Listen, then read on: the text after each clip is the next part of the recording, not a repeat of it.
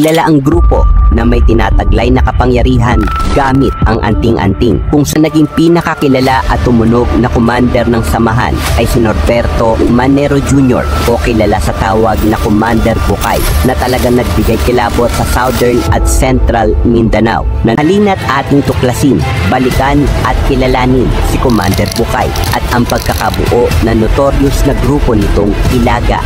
Si Norberto Manero Jr. ay nakilala sa bansag na Commander Bukay. Siya ay nagmula sa bayan ng Haninuay sa Iloilo at isinilang noong ika-2 ng Hulyo taong 1946 PA. Taong 1972, karamihan sa miyembro ng Ilaga ay ginawang sibilyan, kung saan ang grupo nila ay kinikilala ng gobyerno dahil ang layunin nila ay depensahan ang kanilang komunidad laban sa mga rebeldeng. Taon, tinanghal siya bilang mahusay na lider at nakilala siyang malupit kung pumaslang, dahilan kung bakit siya ay kinatakutan. Ang kanilang grupo ay nahati sa iba't ibang kulay, ngunit may sandali pa rin nagpupulong-pulong sila dahil sa grupo ay nakilala niya ang kanyang unang asawa na si Leonarda Lacson. Dahil sa kanyang husay ay niluklok siya bilang pinuno ng lahat ng mga pangkat, habang si Leonarda naman ay naging commander in crime. Dahil sa angking niyang galing, naging dahilan ito kung bakit maraming pinuno ng gobyerno ang nagnanais na makuha ang simpatya ni Bukay. Taong 1977, buwan ng Nobyembre, ang mag-asawa ay nanguna sa paglaban sa mga rebelde, kung taong 1985 nahuli sina Commander Bukay pati na rin ang 14 pa nitong kasamahan sa isla ng Negros. At noong ika-3 ng Oktubre taong 1985 ay nilitis sila.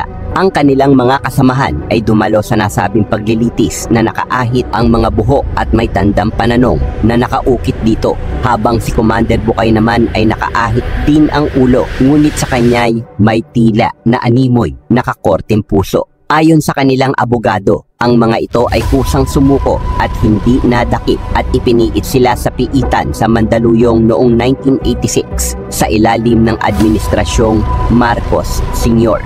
Nang mapatalsik naman sa pwesto ang noon ay Pangulo na si Marcos Sr. ay napabalita na natagpo ang pakalat-kalat si Commander Bukay, at noong ika-4 ng Setyembre taong 1987 ay napatunayan na sila ay nagkasala sa kasong pagpaslang at sila ay nahatulan ng habang buhay na pagkakabilanggo. Parusang kamatayan ang hatol na ipapataw sa kanila, ngunit ilang buwan bago sila mahatulan ay ibinasura iyon ng Kongreso. Buwan ng Pebrero taong 1988 ay nagpa-convert sa pagiging Muslim si Commander Bukay at kinuha ang pangalang Abdullah Manero Jr. Makalipas ang 1 taon ay nakiusap siya na malipat sa Davao Penal Colony na mistulang nagsisilbing retirement home para sa kanya. Pinahintulutan siyang makalipat, ngunit ang paglipat niyang ito ay umani ng samot-saring reaksyon at batikos, lalo na sa simbahang Katoliko.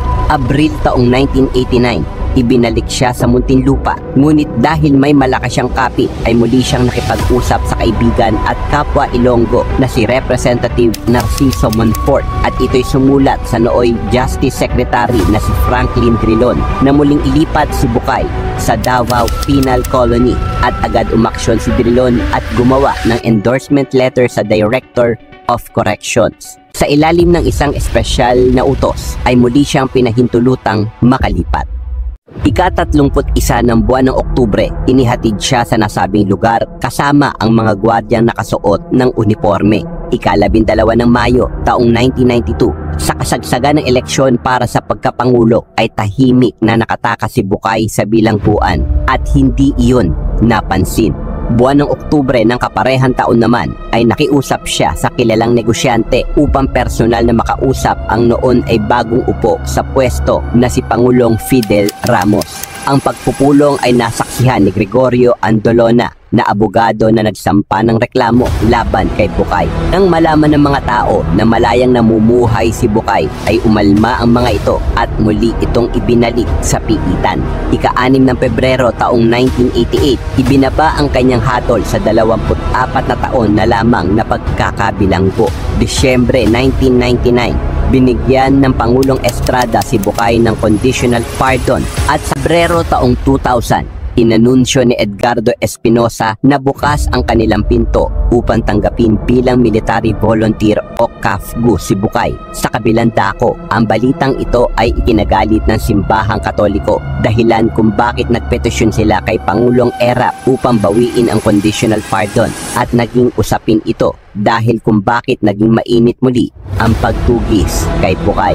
Ika-25 ng Pebrero taon 2000, dumating sa Maynila si Bukay upang sumuko kay PNP Panfilo Lacson kasama ang ka-live-in partner nito na si Evelyn at abogado na si Ruben Platon at retired Army Colonel na si Rafi Galvez. Ika-28 ng Pebrero, ipinasok sa Sarangani Provincial Jail si Bukay at sa huli ay inilipat din ang iba pang nakapiit na manero sa parehong piitan. Makalipas ang ilang buwan ay muling nakalabas si Bukay kasama ang live-in partner nito sa tulong ng negosyanteng kanyang hiningian ng pabor upang makausap si Pangulong Fidel Ramos. Ika-9 ng Abril, muli itong dinakip at isinuko kay Pangulong Gloria Arroyo. Ayon kay Father Eliseo Mercado Jr., pambihira ang koneksyon ni Bukay dahil sa ilang beses nitong pagkakaroon ng tsansang makalabas sa piitan. Pebrero taong 2005 ay dinalo sa piitan ni na Father Jeremia at Attorney Gregorio si Bukay at doon ay sinabi ni Bukay sa kanila na nais na nitong bumalik sa tahimik na pamumuhay. Nangako itong wala nang sasaktan na kahit na sino. Sumulat siya kay Pangulong Gloria upang pahintulutang makapagbagong buhay at taon 2008 ay nakalaya na siya at naging tagapangalaga ng mga manok ng dating pagmamay-ari ni Pacquiao. Ayon pa sa kanya, ika-28 ng Disyembre ay nawala na si Commander Bukay at siya ay tatawagin na lang na Jun Manero.